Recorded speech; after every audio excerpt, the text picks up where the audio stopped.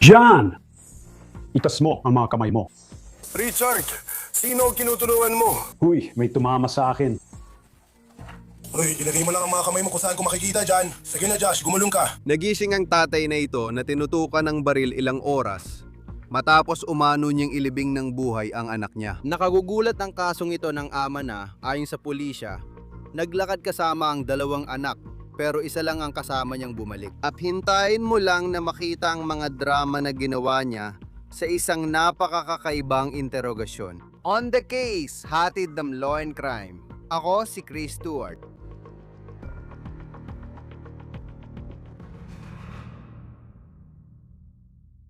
Tingnan mo, madalas naming ibalita ang masasamang tao. Kasama na yan sa true crime. Pero kung totoo ang paratang sa isang ama sa New Mexico, hindi lang basta masama ang usapan dito. Mas madilim pa dito ang usapan natin. Tunay, purong kasamaan dito sa mundo. Pero sasabihin ko rin sa'yo, habang umuusad ang kasong ito, kung bakit sa batas ay maaring hindi ito kasing linaw ng inaakala. John! Itaas mo ang mga kamay mo. Richard! Sino kaya mo lapitan? Hoy, may tumama sa akin. Hoy, ilagay mo ang mga kamay mo kung saan ko makikita ang mga kamay mo dyan. Sandali lang, tara na. Gumulong ka. Gumulong ka. Gumulong ka.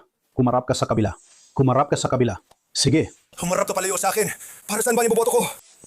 Nakakabahala talagang marinig na si John Hannon ay nagkukunwaring hindi niya alam kung bakit siya ginising ng mga pulis sa gitna ng gabi. Nangyari ito sa San Juan County, New Mexico. Pebrero 8 ito at nawawala ang 11 buwang gulang na anak ng lalaki ng lalaking ito. Ngayon narito ang isang larawan ni John Hannon kasama ang ina ng kanyang mga anak at ang biktima sa kwentong ito, isang batang tinatawag na JJ.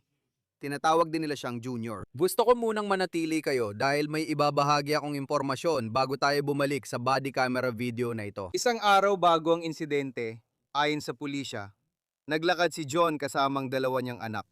Kabilang ang labing isang buwang batang lalaki. Sabi ng ina, si John Hannon, 43 ay naglakad papuntang Family Dollar sa Flor Vista, New Mexico, kasama ang kanilang labing isang buwang sanggol at 4 na taong anak gamit ang stroller. Nakatira ang pamilya sa bandang hilaga ng tindahang Family Dollar. Umuwi ang ama nung Sabado ng hapon kasama lamang ang 4 na taong gulang na anak at sinabi na kinuha ng lola ang sanggol. Tinawagan ng ina ang pulis dahil hindi niya makita ang anak niyang lalaki. Nagsilbi ng search warrant ang pulis sa RV na tinutuluyan ni John. Ayos lang yan.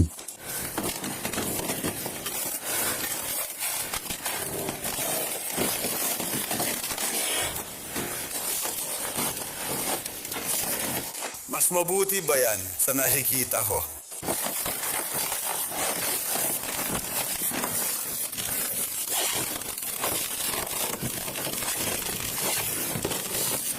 Hindi ko pa nakikita.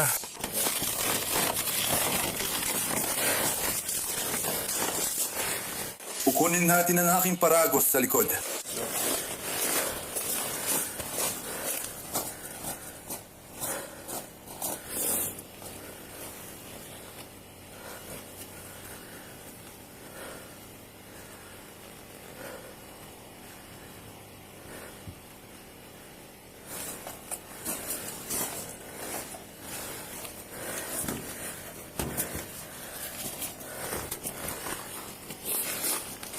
Bien, Bam. Saan?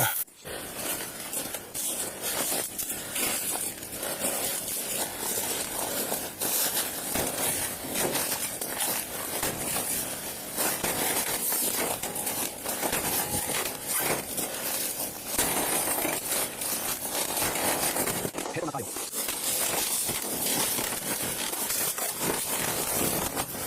Opisina ng sheriff!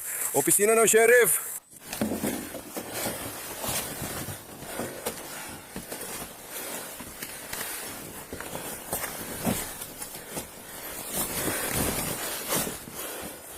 John! John!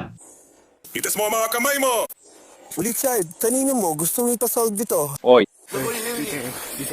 Go, sir. Oy, ilagay mo ang mga kamay mo kung saan ko sila makikita, John. Heto na tayo, Josh. Bumaliktad ka! Kumulong ka! Kumulong ka! Humarap ka sa kabila! Humarap ka sa kabila! Sige. Tumingin ka sa kabila. Ano ako? Bakit ako ganito?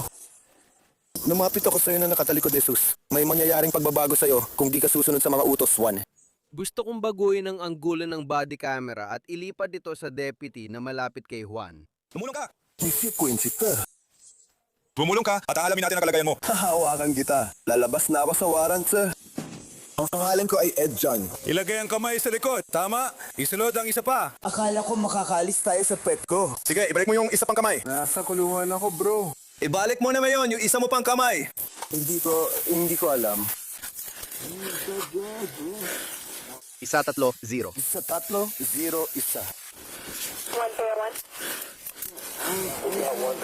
Hindi ko alam. John, Nasaan ang anak mong lalaki? anong pakiramdam buong gabi?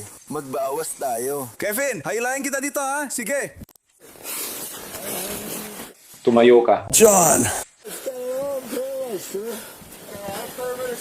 Ayos lang ako. Hindi John ang pangalan ko, bro. Ano pangalan mo? Pangalan ko? Pangalan mo? Sige, umalis na tayo dito. Wala akong anak na lalaki, pero wala talaga akong anak na lalaki. Uy, tumayo tayo, Mike! Ang pangalan ko ay anak na lalaki ni Susan.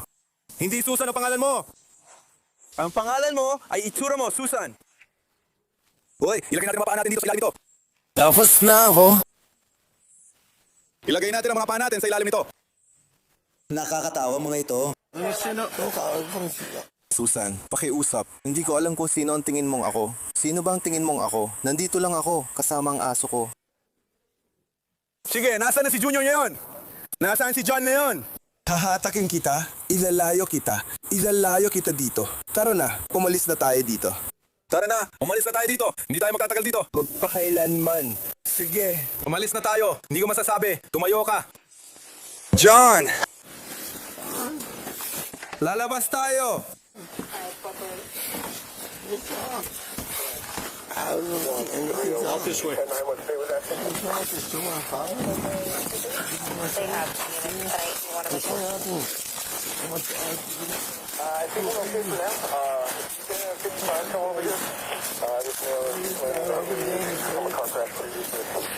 Kailan ka na-aksidente sa sasakyan? Dito mismo. 2,600. 2,600 na aksidente ka sa sasakyan. May dala ka bang armas? Opo sir, wala akong oras. Hindi ako umiyak noong 2,600. Sobra sama. Talunan, di ko na kailangan ng sasakyan. Ibig ko sabihin, wala ka sa akin. Hindi ko po alam kung naalagaan sa silang lahat. Sa tingin ko, di na nakikita. Hindi gumagalaw ang nanay ko. Oo, hindi ko alam saan kita makikita. Ayoko sa'yo. Hindi ko ginagawa lahat. Hindi ko. Alam kong ikaw si Alberti. Pare, i-email mo na siya. Nasa babala siya kasama mo. Babalik kami ngayon. Ilagay mo siya sa likod ng kotse. Ituturo ko sa iyo ang daan. Opo, sir! Akala ko biro lang, sorry. Hindi ko akala yung ganun yun. Tinanggal sa trabaho ang nanay ko. Siyang tao ko. Sakay tayo sa likod ng kotse. May tanong ako sa'yo. Hindi maintindihan si John dito. Sinabi pa niyang Susan ang pangalan niya sa isang bahagi at nawawala ang anak niya ngayon.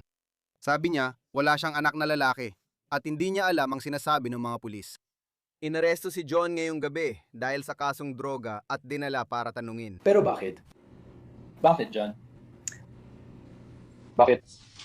Bakit nawawala si JJ? Nasaktan ba siya?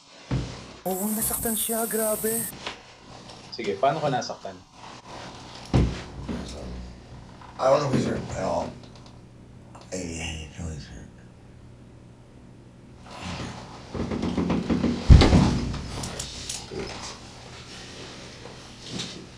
What are you doing, John? Narito si John na iniinteroga. Bago ko ituloy ang kwento, dadalhin ko muna kayo sa lugar kung saan naghanap ang mga pulis kinabukasan matapos ang raid sa RV ni John. Nagsagawa ng paghahanap ang mga pulis sa malawak at liblib na lugar na ito matapos tumawag ang isang babae na nagsabing may video siya ng isang lalaking naglalakad sa kanyang lupa. At ang lalaking yon ay may stroller pero walang batang laman. Noong linggo, 8 ng Pebrero, bandang 4:00 ng hapon. Nakontak kami tungkol sa isang kahina-hinalang tao na nahuli sa security camera na nagtutulak ng stroller sa bahay sa Flor Vista, New Mexico. Yung video ay nung Sabado, isang araw bago yon. Pumasok ang individual sa ari-arian ng walang pahintulot ng mga residente. Hindi malinaw na ipinakita sa video na may bata sa stroller. Natagpuan ng pulis ang iniwang stroller, ilang damit, at sinundan pa nilang mga bakas ng paa na pinaniniwala ang kay John. Pagkatapos, may natuklasan silang nakakatakot. Oo, dahil mas marami pang ebidensya at bagay na inilalantad dito sa ibaba. Yan ang balat ng papurihan. Siyempre. Diyos. Track 2 Foundation. Sige na, nahanap na namin siya. Kunyeta, putik naman pare. Ito ba yung pantalon na suot ng lalaking yon? Sige lang. Hoy, Pinakamagagandang accessories. Sa ngayon, ang presyo nito ay 34.9 Dumanwod doon sa Sarap Avenue License. mukhang ito ang unang driveway. Pwede itong makitag-usat sa likod ng silangan. Nasa tuktok lang tayo ng burol dito. Ano ba yan?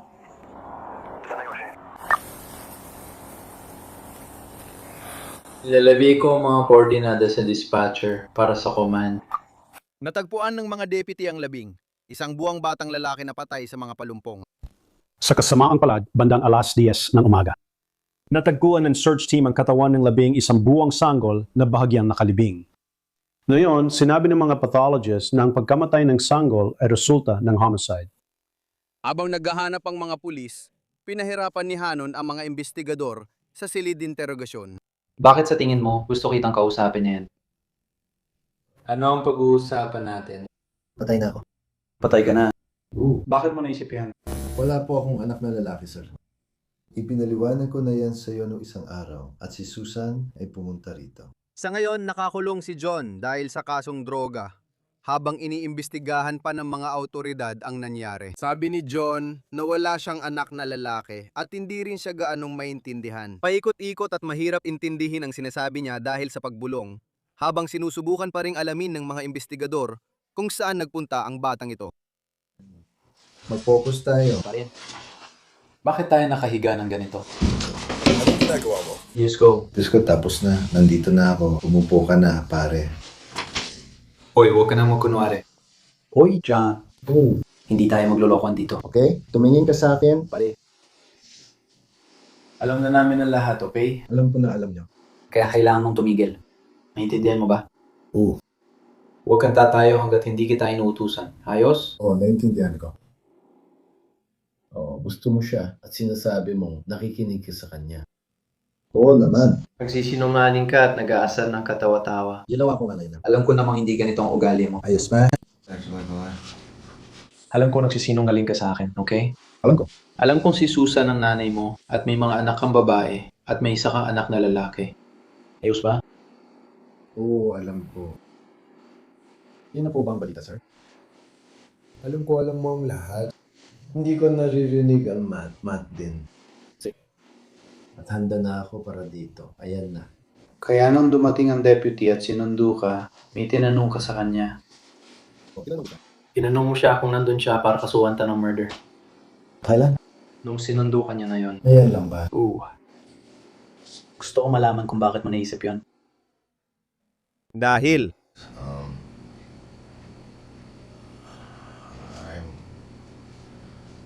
nandito na ako ngayon. Oo, nandito ka na?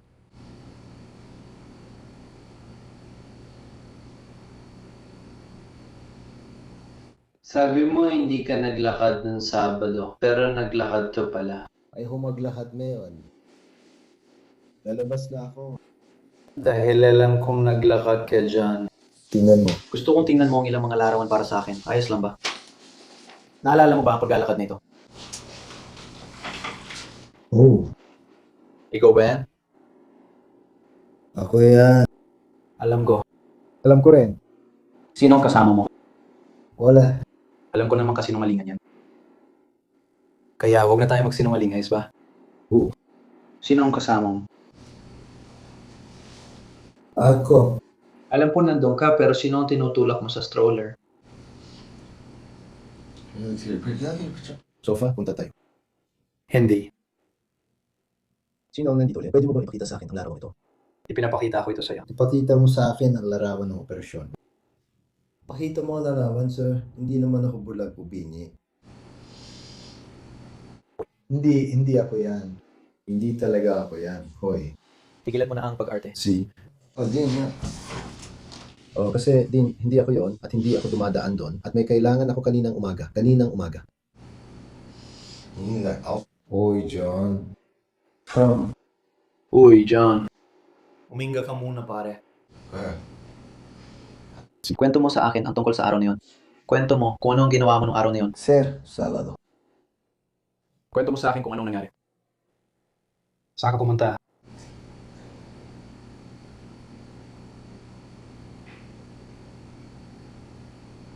Anong oras yun nangyari? Anong oras na ngayon? Ngayon ay alas 7:34.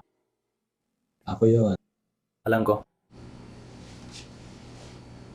Sa larawan. Alam ko. Marami akong alam. Tungkol dito. Gusto ko marinig ang side mo, John. Sige, patuloy ka.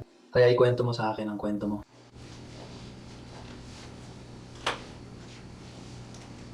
Ang kwento ko ay wala akong ganong camera. Paikot-ikot pa rin ang usapan ni John at sinusubukan siyang kausapin ng mga investigador. Pero mukhang hindi pa rin sila nagtatagumpay. Mas nagiging espesipiko ang mga detektive tungkol sa anak ni John na si JJ o Junior. Hindi ko kayo sinasaktan. Paano naman si Junior? Sasaktan mo ba si Junior kahit kailan?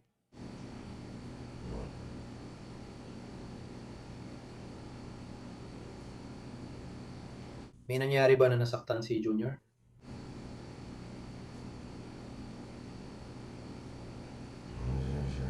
Ano yan? Junior. Tinatawag niyo ba siyang JJ? Sabi ni Crystal, minsan JJ ang tawag niyo sa kanya.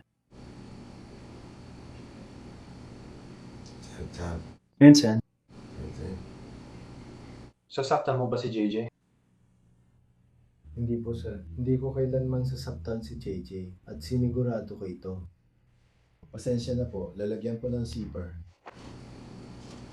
Nagka-zipper ka? Opo, sir. Nagkaroon ako. Mahirap malinis. Dito mismo, Arlington.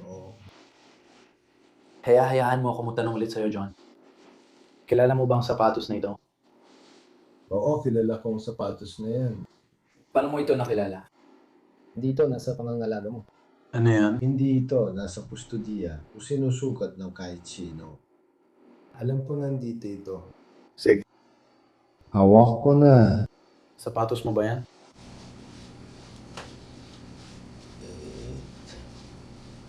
Kung tutusin, oo. Kung tutusin, oh. Nasuot mo na ba ang sapatos na yun dati? Sige. Alam ko namang tugma ito sa sapatos sa litrato, di ba? Oo. Kaya. Alam mo ba kung bakit natagpuan ang sapatos na yon sa lugar na yon kung saan may kanal? Yung kanal? Oo. Hindi sa tabi ng kanal, hindi. Hindi sa kahit anong kanal. Sa tingin mo ba magkahawig ang mga pattern na yan? Ipakita niyo sa akin tayong tatlo. Pakiusap. Hindi ako nagbibiro. Tinutugunan ko lang ang mga tanong mo sa pinakasimpleng paraan. Pero, sinagot ko rin ang tanong mo. Ayokong makipaglaro sa'yo. Ano tanong mo? Pwede mo ba akong pakitaan ng mga larawan? Kasi gusto nilang sagutin kita. Gusto mo ba silang makita ng sabay-sabay? Oo, gusto ko. Sige. Yan na. Sumunod ka para sabay mong ipakita sa akin ang tatlo sa harap ko. Yan na. 1, 2, 3. 1, 2, 3. Ano? May tanong pa ako sa'yo. Ano? Anong tanong? Kaya nagtataka ako kung bakit ka naglalakad-lakad doon nung gabing yun. Dahil alam kong ginawa mo yun. Ikaw ang may suot ng sapatos na ito. Yan ang oo. Kala ko bawal kong itanong bakit. Pwede ko na bang kunin ang mga litrato ko? Kasi gusto ko. Pipirmahan mo ang mga litrato mo. Oo. Bakit gusto mong pirmahan niya? Hindi. Pirmahan naman yun. Yan ang sabi mo. Ano ang tanong mo? John, ano ba ang gusto mo? TTY machine? Hindi ko alam kung ano yun.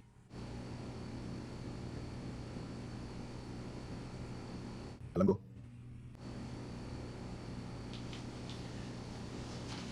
Okay.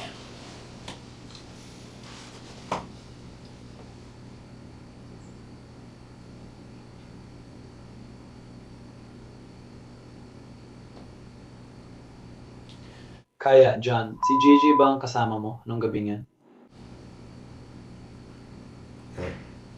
Anong ginagawa niyo nun? Naglalakad pa uwi. Naglalakad pa uwi. Sige. Sound compelling? Oo. Naglakad kayo pa uwi, tapos ikwento mo kung ano ang nangyari pagkatapos noon.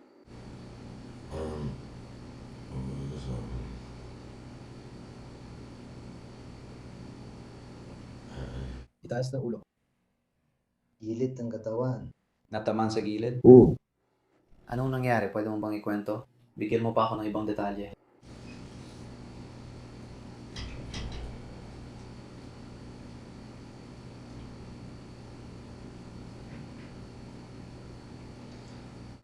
Tingnan mo.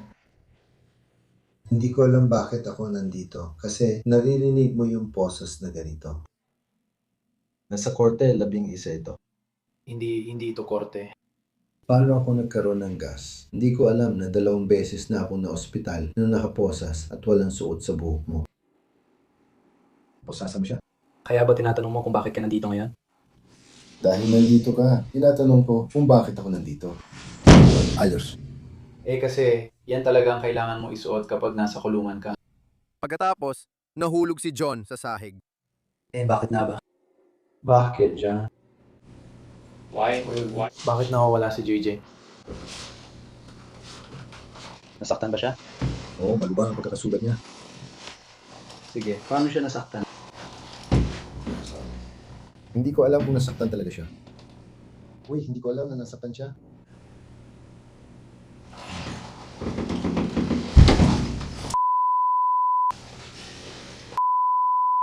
Anong ginagawa mo dyan? Tumayo ka dyan.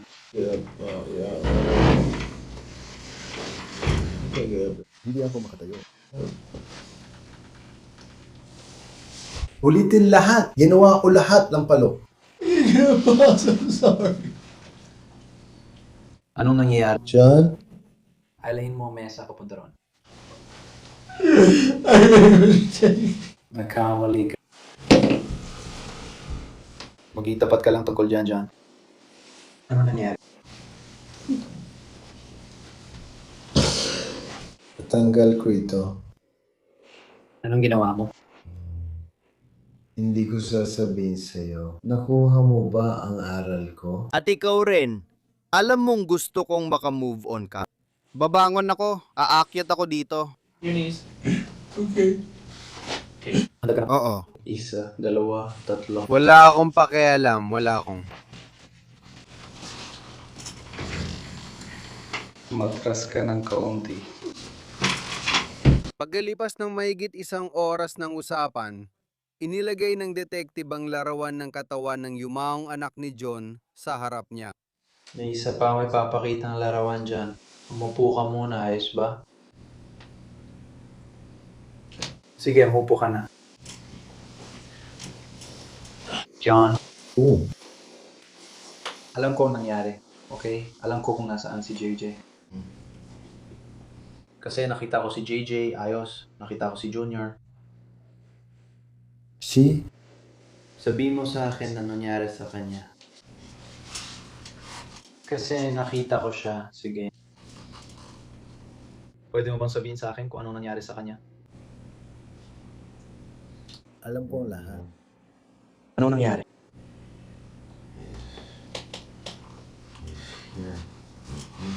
Hindi. Hindi siya dahil nahanap ko si JJ. Hi. Alam mo ba kung anong ipapakita ko sa'yo? Oo. Ha?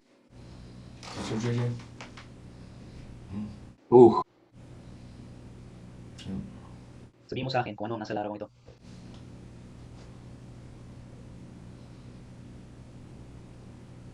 Si? JJ. Paano naman si JJ? Nakita mo yung litrato na yun? Alam mo ba kung paano ko yan nahanap? Hindi ko alam. Hindi ko alam kung ano ang nasa larawan na yan. Nakita ko siya sa parehong lugar kung saan ko nahanap lahat ng ito. Tama yan. Wala siyang suot na damit pang itaas. May naghubad dito sa kanya. Lahat ba yon ay pinagsama-sama sa isang tumpok? Oo. Sige, kahit alin ayos lang. Hindi. Ano ang tanong? Dahil nakikita ko. May tanong ako sa'yo. Ano naman ang tanong mo? Ano nga ulit ang tanong mo? Bakit ko nahanap ang tanong mo dyan? Ano ang tanong mo? John, Bakit ko nakita si JJ na ganito? Ano ang tanong mo? Bakit ko nakita si JJ na ganun? Ako ang gumawa nito. Nakita ko si JJ, John. Ano kung nakita mo siya? Hindi. Bakit ko siya nadatnan ng ganito? Tingnan mo ang larawan, pare. Dahil umalis tayo, iniwan ko siya sa larawang ito. Bakit mo siya iniwan sa larawan na yan?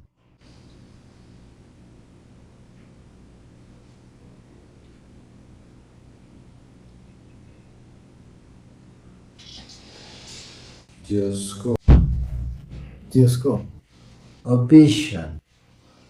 Official tila. Clay? bakit mo siya iniwan doon, Kal? Nagsinungaling ako. 2 beses ko na nagawa. Ang gusto lang namin ay ang katotohanan, pare.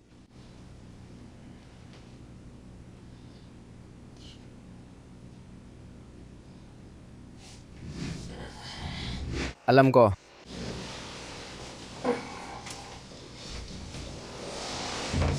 Alam ko. Alam ko na eh. Tama na. Si. Sabihin mo sa akin kung bakit si JJ ay parang ganito sa susunod na larawan. Halika, magpinta ka ng kaunti. Gimana? Titigil na ako.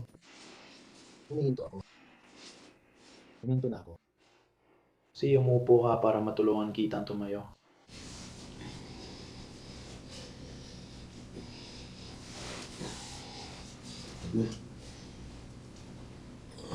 Tanggalin mo na lang kahit ano dyan. Umupo ka sa puwetan mo. Hawak kita. Hintay, ipailalim mo ang isang paa mo. Bakit? Handa ka na ba? Oo. 1, 2, 3.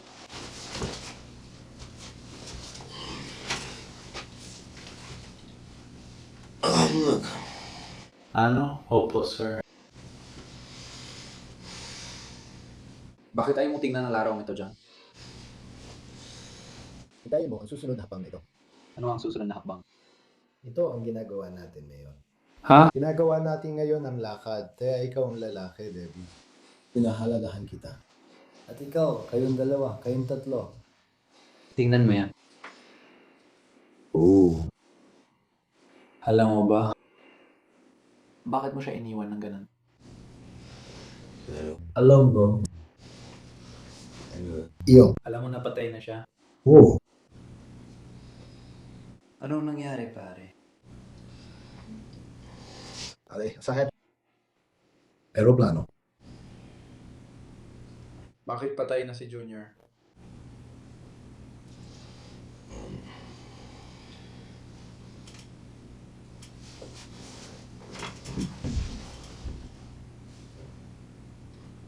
Oh, Gino. Harold, may sakit ako.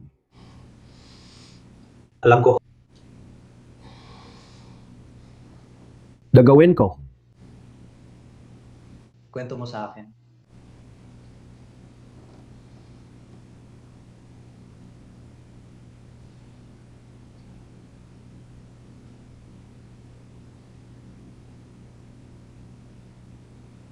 Paano namatay si JJ? Diyos ko. Hindi ko alam kung paano ko siya iniwan. Ano ang nangyari bago siya namatay? Tulungan mo akong maintindihan.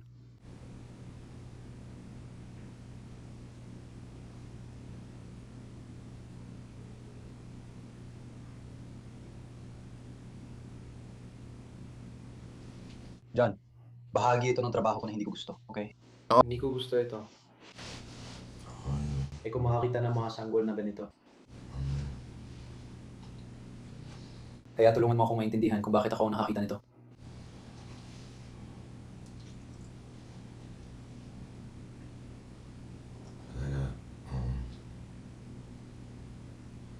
Siguro trabaho na pwede kong subukan at kayanin. Sabi mo nagkamali ka ng malaki. Anong nangyari? Ayon sa ulat, inamin ni John na pinatay niya ang kanyang anak. Pero hindi pa rin malinaw ang sinasabi niya. Nang tanungin siya kung bakit niya papatayin ng isang batang 11 buwan pa lang, may sinabi siya tungkol sa bata. Hindi siya nakikinig at tuloy-tuloy lang magsalita ng walang direksyon. Gaya ng ginawa niya sa malaking bahagi ng 2.5 oras niyang pakikipag-usap sa mga investigador. Kinasuhan siya ng pang-abuso sa bata na nagresulta sa kamatayan at pakikialam sa ebidensya. Walang kasamaan na hihigit pa sa pananakit at pagpatay sa mga bata. Pangako po namin gagawin ang lahat para makamit ang hustisya para sa batang ito. Ngayon, sa oras ng pagre-record na ito, ang kaso ni John Hannon ay pansamantalang nakapos. Nahaharap siya sa pang-aabuso sa bata na nagresulta sa pagkamatay at pakikialam sa ebidensya. Ngunit ipinapakita ng mga record ng korte na nagtanong ang abogado ng depensa niya kung sapat ang kakayahan ni John para sa paglilitis. Kaya sa puntong ito, natigil ang lahat. Dito nagtatapos ang On The Case na hatid ng Law and Crime. Mag-subscribe sa amin sa YouTube at Spotify at nagsistreamer rin kami ngayon sa Peacock. Ako si Chris Stewart, hanggang sa susunod.